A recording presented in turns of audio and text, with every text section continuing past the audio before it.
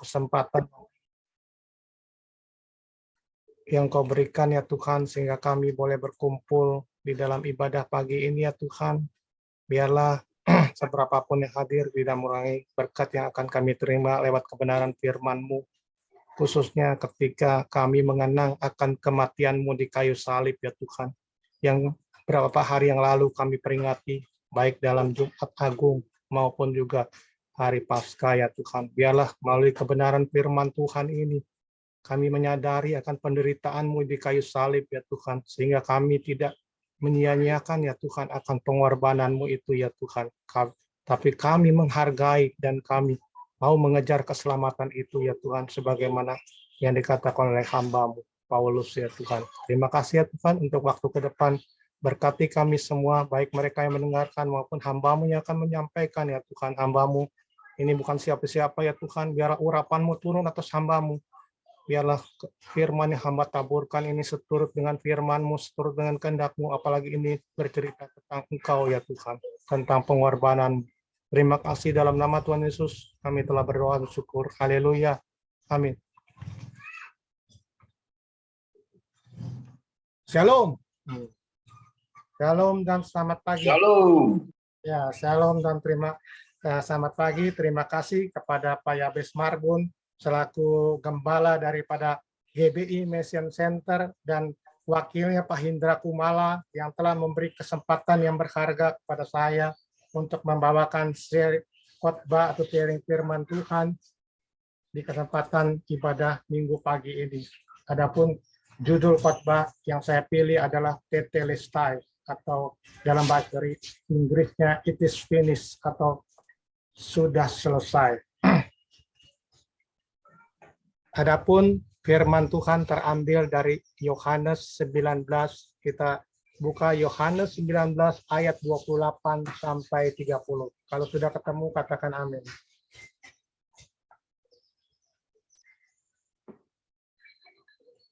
Yohanes 19 ayat 28 sampai 30, perikopnya Yesus mati. Saya akan bacakan untuk kita semua. Sesudah itu, karena Yesus tahu bahwa segala sesuatu telah selesai, berkatalah ia, supaya genaplah yang ada tertulis dalam kitab suci, aku haus. Di situ ada suatu bekas penuh anggur asam, maka mereka mencucukkan bunga karang yang telah dicelupkan dalam anggur asam pada sebatang hisop, lalu mengunjukkannya ke mulut Yesus.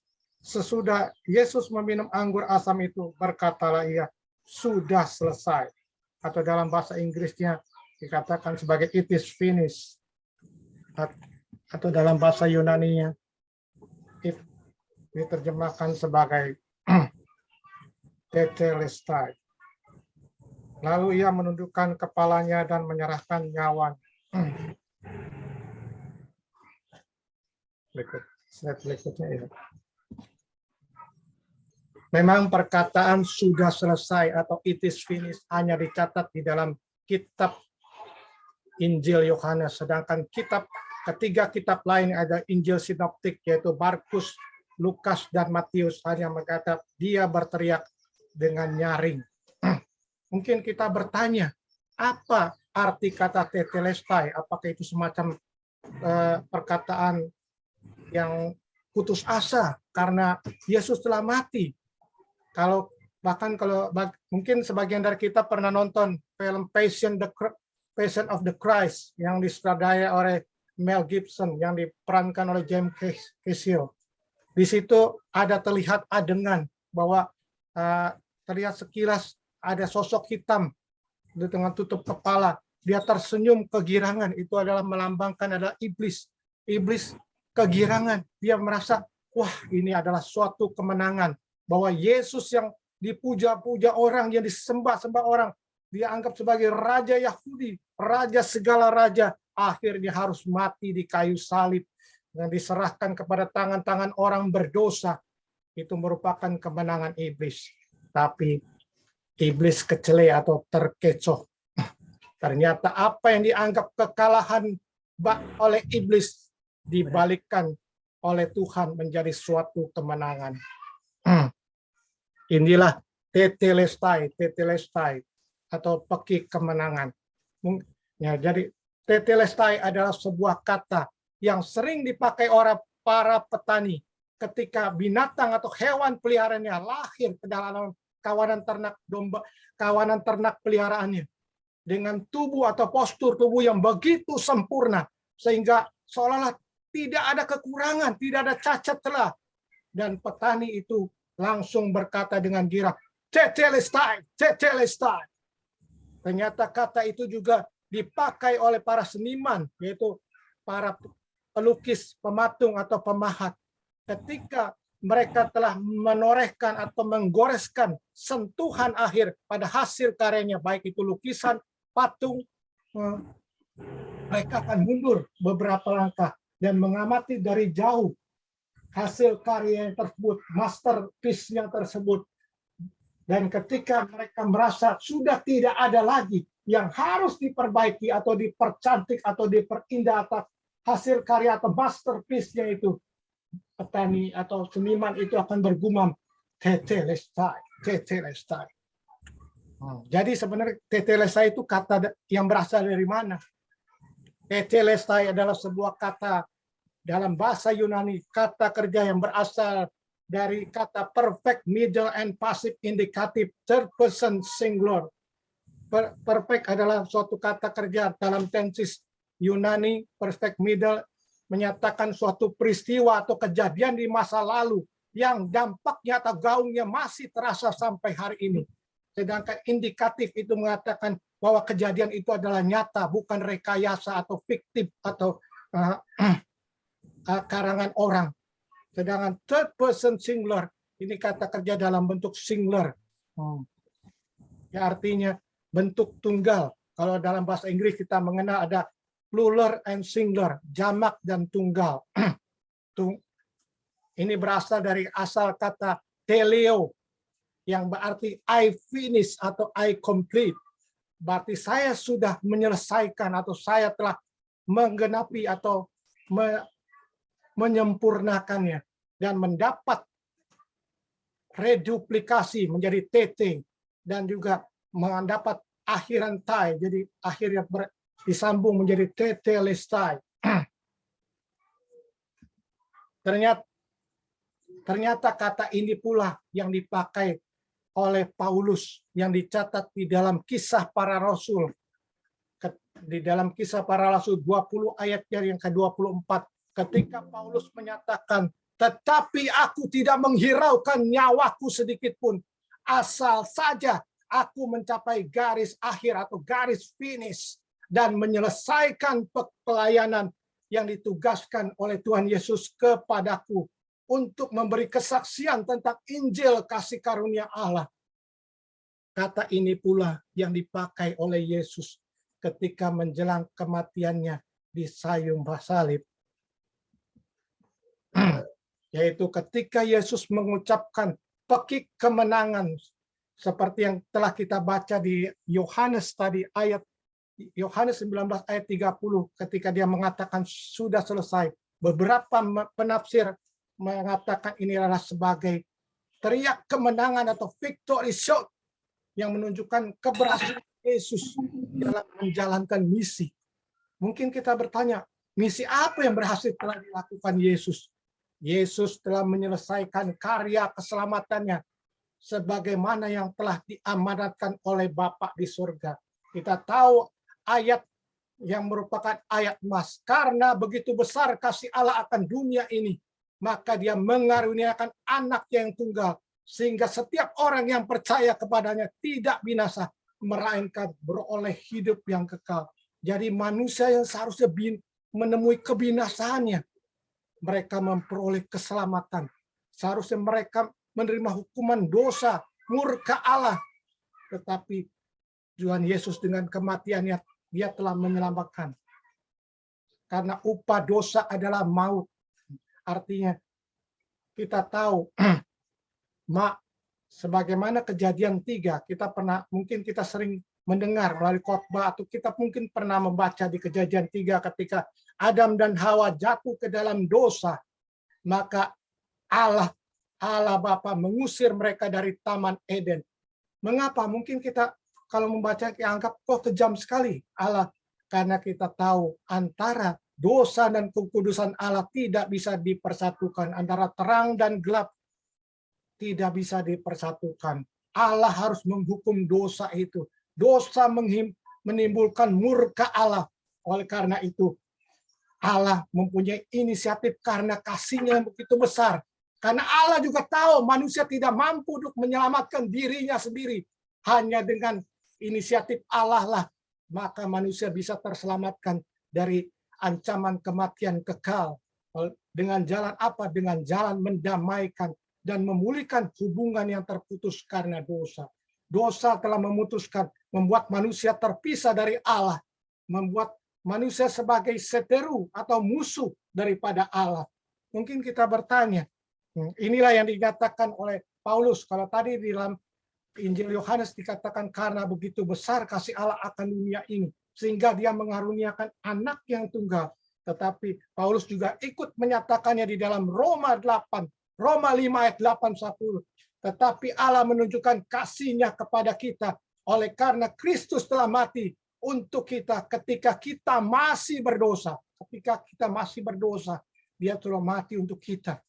Lebih-lebih karena sekarang kita telah dibenarkan oleh darah-Nya. Lewat karya keselamatan yang Tuhan Yesus lakukan dengan kematiannya di kayu salib, bukan saja kita telah diperdamaikan, kita juga dibenarkan. Artinya status kita bukan lagi menjadi orang berdosa, tapi kita menjadi orang benar. Walaupun kita masih sampai saat ini, kita masih melakukan dosa atau menjadi orang berdosa. Sebab jikalau ketika kita masih seteru atau musuh atau lawan Allah, diperdamaikan dengan Allah oleh kematian. Mungkin kita bertanya, bagaimana kita bisa menjadi seteru atau lawan Allah, padahal kita tidak merasa, kita nggak memusuhi Allah apa-apa, kok kita dikatakan seteru atau lawan Allah? Inilah jawabannya. Ketika juga kamu yang dahulu hidup jauh dari Allah dan yang memusuhinya dalam hati dan pikiran, seperti yang nyata dari perbuatanmu yang jahat, itulah kita dianggap sebagai seteru atau lawan Allah. Karena kita hidup dalam daging. Mereka yang ini juga yang dikatakan oleh Paulus, sebab mereka yang hidup menurut daging memikirkan hal-hal yang dari daging. Karena keinginan daging adalah maut, tapi keinginan roh adalah hidup dan damai sejahtera. Kita yang telah mengenakan Kristus dan bersekutu dengan Kristus, berarti kita juga sudah mengenakan roh Kristus. Berarti kita sudah hidup, dipindahkan dari kerajaan maut kepada kerajaan anaknya, dari kebinasaan kepada hidup yang kekal. Sebab keinginan daging adalah perseteruan terhadap Allah, karena ia tidak takluk kepada hukum Allah. Hal ini memang tidak mungkin baginya. Mereka yang hidup di dalam daging tidak mungkin berkenan. Oleh karena itulah, kenapa kita dikatakan sebagai seteru daripada Allah? Karena kita hidup dalam daging. Kita memikirkan hal-hal yang daging. Sebagaimana dikatakan oleh Galatia, di dalam Galatia, surat Galatia, dalam keinginan daging itu meliputi percabulan dan lain sebagainya, permusuhan. Juga kenapa kita tadi dikatakan memusuhi Allah di dalam hati dan pikiran. Di dalam pikiran kita memikirkan perkara-perkara daging. Juga dari hati timbul segala pikiran jahat seperti pembunuhan, perzinahan, percabulan, pencurian, sumpah palsu. Jadi demikianlah kenapa kita dikatakan seteru, karena selain kita hidup dari daging, kita juga dalam hati kita, apa yang kita ucapkan, kita pikirkan itu meluap dari hati, berbagai kejahatan yang membuat orang itu tidak berkenan di hadapan Allah. Sehingga Allah harus berinisiatif. Ia harus memperdamaikan segala sesuatu dengan dirinya, baik yang ada di bumi maupun yang ada di surga, sesudah ia mengadakan pendamaian oleh darah salib. Jadi pendamaian itu harus melalui darah, karena ada tertulis bahwa tanpa pencurahan darah, tanpa ada tetesan darah, tidak ada pengampunan dosa.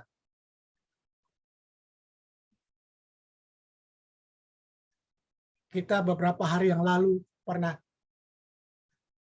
sempat memperingati hari Jumat Agung dan hari Paskah. Yang khotbahnya sudah kita dengarkan yang dibawakan oleh Pak Gembala mengenai kebangkitan. Ini adalah sequel awal daripada peristiwa kebangkitan Yesus atau dia dari antara orang mati. Yaitu ada sebagian mengatakan sebagai hari malam kesengsaraan Tuhan Yesus ketika dia harus disalibkan di Bukit Golgota atau dia harus bukan saja dia harus menanggung segala dosa, tapi dia harus menanggung penghukuman Allah, murka Allah. Dia yang tidak berdosa dijadikan dosa karena kita. Jadi dia harus menanggung kutuk. Nah, inilah kita akan saksikan bagaimana penderitaan kesengsaraan Tuhan Yesus ketika dia harus menanggung dosa-dosa umat manusia termasuk dosa kita sehingga kita bisa hari ini ada dan memperoleh hidup yang kekal. Mari kita saksikan tayangan berikut.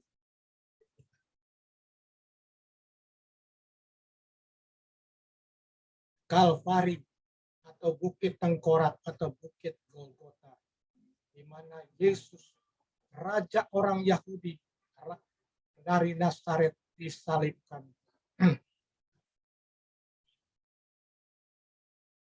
Ketika disalibkan, dia masih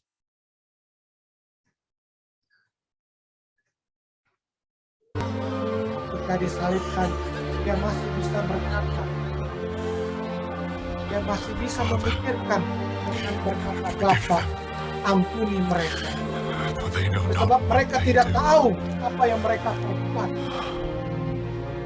Selain dia mengingat haus dan Betelestai. Ketika hari itu kejadian di tempat itu, kegelapan meliputi tempat itu dari jam 12 sampai jam 3 sore.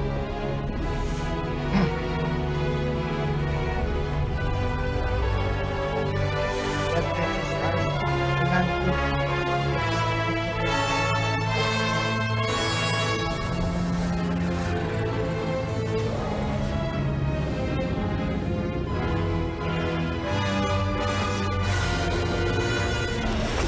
dia harus menanggung kutuk dosa, dia harus menerima penghukuman justice oleh Allah oleh Yesaya kutuk maut.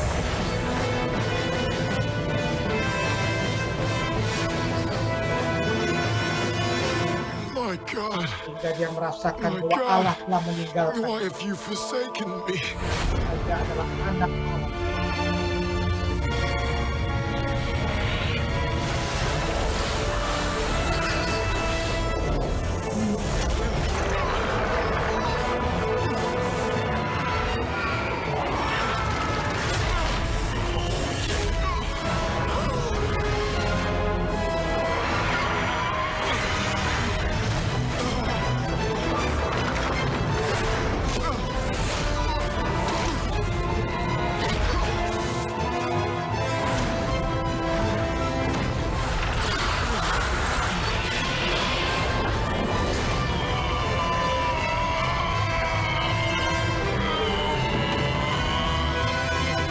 Dia sudah menanggung semua itu, menerima penghukuman itu, dia berkata sebagaimana yang kita baca di dalam Yohanes 19 ayat 30. Finished! Finish.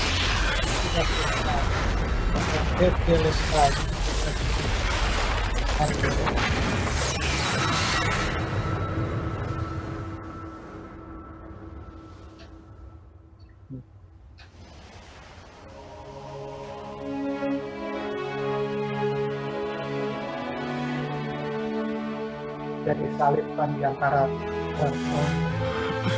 Father, to your hands I commit my spirit.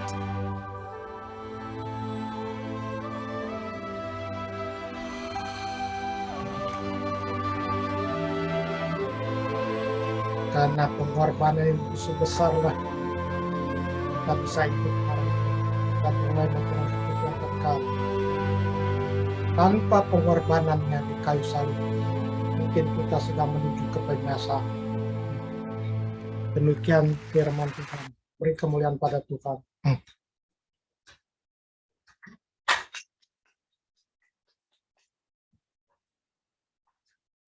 Dari tayangan video tadi, kita melihat bahwa ketika Yesus disalibkan, ketika dia disalibkan dan memperdamaikan antara manusia dengan manusia yang berdosa dengan Allah yang kudus, dia harus mati. Padahal dia tidak berdosa, tapi karena menanggung dosa, dia harus menanggung kutuk dosa. Dan juga dia harus menanggung kutuk sakit penyakit. Sebagaimana dinyatakan oleh Nabi Yesaya di dalam Yesaya 53 ayat 4 dan 5. Tetapi sesungguhnya penyakit kitalah yang ditanggung dan penderitaan kita yang dipikulnya. Padahal kita mengira dia kena tulah. Kita lihat tadi di dalam tayang, dia kena tulah, dipukul dan ditindas Allah. Maka dia merasa, Allah mengapa engkau meninggalkan aku? Tetapi sebenarnya dia tertikam oleh karena pemberontakan kita. Karena pikiran kita, hati kita yang jahat. Dia diremukkan oleh karena kejahatan kita. Ganjaran atau hukuman yang mendatangkan keselamatan bagi kita semua yang hadir di kesempatan minggu pagi ini ditimpakan kepadanya. Dan oleh bilur-bilurnya kita menjadi sembuh. Ayat inilah sering dipakai untuk ketika kita mendoakan orang dan mujizat terjadi, mujizat kesembuhan. Karena sakit penyakit sudah ditanggung oleh Yesus di kayu salib. Ternyata bukan saja kutuk sakit penyakit yang ditanggung Yesus di kayu salib sebagaimana tayangan yang kita saksikan bersama. Ketika dia menanggung, sudah tidak ada lagi penghukuman bagi mereka yang di dalam Kristus, termasuk kita semua yang hadir di kesempatan ibadah minggu pagi ini. Tidak ada lagi penghukuman, karena penghukuman itu telah ditanggung, dijalani oleh Yesus Kristus di kayu salib. Karena Allah, sebagaimana tadi saya katakan, karena Allah tahu manusia tidak dapat melakukan atau menebus atau mengejar keselamatannya sendiri agar terhindar dari kebinasaan, baik melalui cara melakukan perbuatan baik atau melakukan hukum Taurat, karena mereka tidak berdaya oleh daging. Oleh karena itulah Allah, karena kasih-Nya yang begitu besar, Allah berinisiatif untuk mengaruniakan anak yang tunggal untuk mati bagi kita semua. Mati di kayu salib. Di samping di situ di kayu salib itu Allah menunjukkan kasih-Nya. Di satu sisi lainnya Allah menunjukkan keadilan-Nya, yaitu Allah harus menghukum dosa. Upah dosa adalah maut. Walaupun Yesus adalah anak Allah, tapi ketika dia yang tidak berdosa menjadi dosa karena menanggung dosa, kutuk dosa kita semua, dia pun harus mati di kayu salib. Oleh karenanya, dengan jalan mengutus anaknya sendiri dalam daging, yang serupa dengan daging yang dikuasai, karena ia telah menjatuhkan hukuman atas dosa. Jadi Allah telah menjatuhkan hukuman atas dosa di dalam tubuh Yesus. Artinya Allah adil adanya.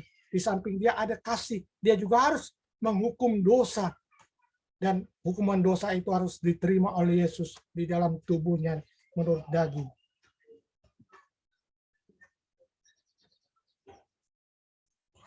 Tadi saya katakan sebelumnya, manusia dengan berbagai cara, mungkin dengan perbuatan baik atau melakukan hukum Taurat, mereka berusaha memperoleh keselamatan, menyelamatkan dirinya sendiri. Tapi Allah tahu manusia itu lemah, manusia itu tidak berdaya oleh daging. Dan oleh karenanya Allah harus mengutus anaknya yang tunggal. Dan juga Allah juga ketika dia mati di kayu salib, ia menanggung kutuk, yaitu berbagai kutuk, selain kutuk sakit penyakit, yaitu kutuk hukum Taurat. Karena ada tertulis, terkutuklah orang yang tidak setia melakukan segala yang tertulis di dalam kitab hukum Taurat. Karena tidak ada seorang pun yang dibenarkan di hadapan Allah karena melakukan hukum Taurat. Kenapa dikatakan demikian? Karena sebagaimana yang dikatakan oleh Rasul Yakobus, barang siapa menuruti seluruh hukum itu, tetapi mengabaikan satu saja bagian daripadanya, dia bersalah terhadap seluruhnya. Artinya, ketika seseorang memenuhi sebagian besar hukum Taurat, tapi gagal dalam satu bagian atau satu perintah hukum Taurat saja, berarti dia telah gagal. Dalam kata lain, dia sudah berdosa, dan artinya dia juga sudah terkutuk karena tidak setia melakukan hukum Taurat. Oleh karena itulah Allah ketika disalibkan, dia juga menanggung kutuk hukum Taurat. Dia membebaskan surat hutang. Sebagaimana dikatakan oleh Paulus di dalam 2 Kolose ayat 14. Dia menghapuskan surat hutang. Surat hutang apa? Surat hutang yang mendakwa.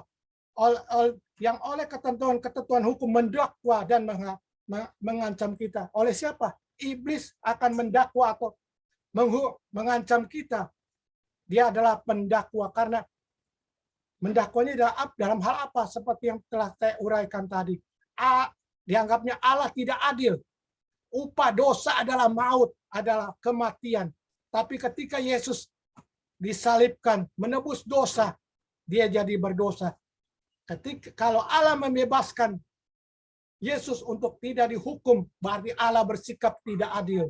Tapi ketika Allah menghukum Yesus, dia juga bersikap adil. Jadi iblis tidak bisa mendakwa lagi. Berarti di dalam ketika Yesus disalib-salib, dia juga membatalkan surat hutang, menghapuskan surat hutang daripada kutuk hukum Taurat.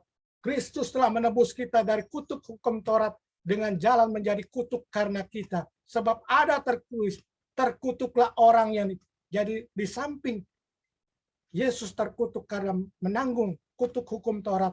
Dia juga sebagaimana dicatatkan di dalam Galatia 3 ayat 10-13, dia terkutuk karena terkutuklah sebagaimana yang dikatakan juga di dalam kitab Imamat, terkutuklah orang yang digantung di kayu salib.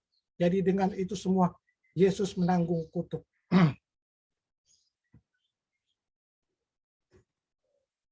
Poin yang ketiga yang terakhir, Tuhan Yesus telah mengalahkan kuasa maut dan iblis.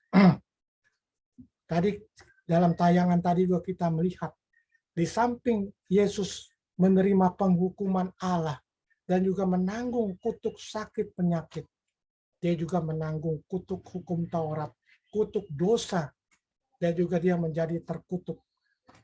Karena terkutuklah orang yang digantung di kayu salib. Ternyata poin yang ketiga, dengan tetelestai itu, dengan dia mengeluarkan pekik kemenangan tetelestai, berarti ini adalah pekik victory atau pekik kemenangan, bahwa Yesus telah mengalahkan kuasa maut dan iblis. Sebagaimana dikatakan oleh Rasul Paulus di dalam 1 Korintus 15 ayat 26, dan yaitu karena ia harus memegang pemerintahan sebagai raja sampai Allah meletakkan semua musuhnya di bawah kakinya. Musuh yang terakhir yang dibinasakan ialah maut. Jadi ketika Yesus nanti datang kedua kali sebagai raja, dia akan memerintah sebagai raja, dan Allah, yaitu Allah Bapa, akan meletakkan semua musuh-musuh Yesus di bawah kakinya untuk menerima penghakiman daripada Allah. Dan musuh yang terakhir dikalahkan adalah maut. Ternyata ini juga dinyatakan oleh Rasul Paulus di dalam 2 Kolose ayat 15. Ia telah melucuti pemerintah-pemerintah dan penguasa-penguasa dan menjadikan mereka tontonan umum dalam kemenangannya, dalam victorinya. Yang tadi saya katakan, mungkin iblis menganggap Yesus sudah kalah, harus mati di kayu salib, tapi dia terkecoh, dia terceleh. Ternyata apa yang dianggap iblis sebagai kekalahan dibalik oleh Allah menjadi suatu kemenangan. Kemenangan atas dosa, kemenangan atas maut, dan juga kemenangan atas iblis.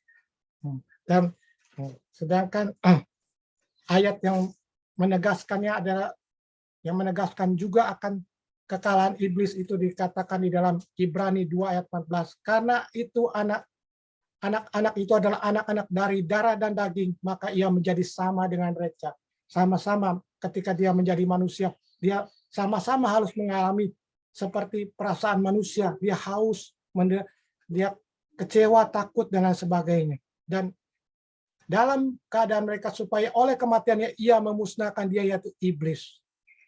Dan sebagai penutup yang merupakan intisari ataupun kesimpulan dari khotbah saya siang hari ini adalah yaitu Tetelestai. Kita saksikan video berikut.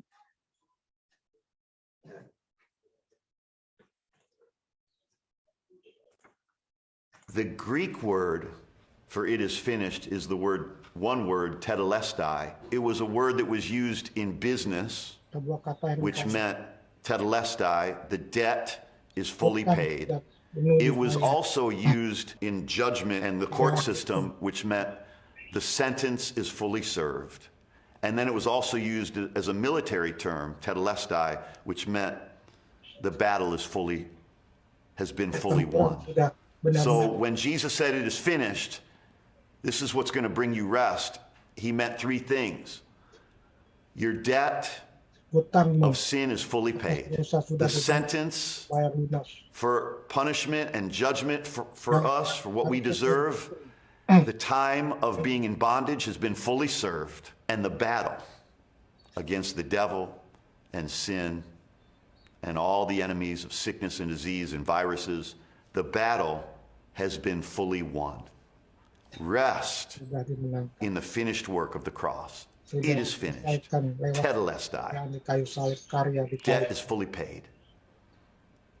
Sentence is fully served. Victory is fully won. The battle is fully won. And you get the victory. Jesus fights the battle. You and I get the victory. Mari kita bersatu dalam doa. Tuhan, Allah Bapa kami yang bertata di kerajaan surga, hamba telah selesai menyampaikan firman-Mu ya Tuhan. Khususnya berkaitan dengan kematian-Mu di kayu salib ya Tuhan. Biar ampuni kami kalau selama ini mungkin kami menyia-nyiakan atau menganggap remeh akan kasih karunia-Mu ya Tuhan. Kami tidak mengerjakan keselamatan kami ya Tuhan. Padahal melalui tayangan tadi kami melihat penderitaan-Mu ya Tuhan. Ketika Engkau mati di kayu salib demi dosa-dosa kami ya Tuhan. Kau menanggung segala kutuk ya Tuhan. Kutuk sakit penyakit, kutuk maut, kutuk hukum Taurat. Sehingga kami tidak harus melakukan perbuatan baik atau memenuhi hukum Taurat. Karena Engkau sudah membatalkan hukum Taurat itu lewat kematian-Mu di kayu salib ya Tuhan.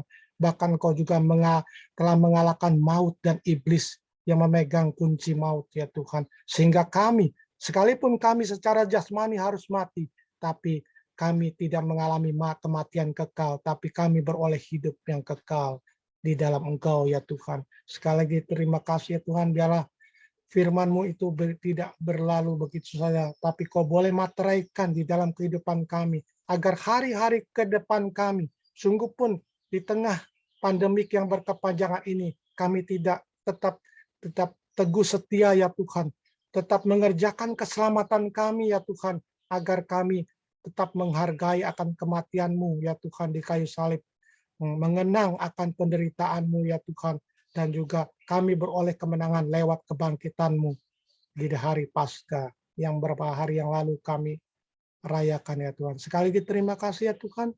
Dalam nama Tuhan Yesus kami telah berdoa dan syukur. Haleluya. Amin. Mari kita bersatu di dalam doa, kita berdoa syafaat. Bapak kami mengucap syukur Tuhan. Belum.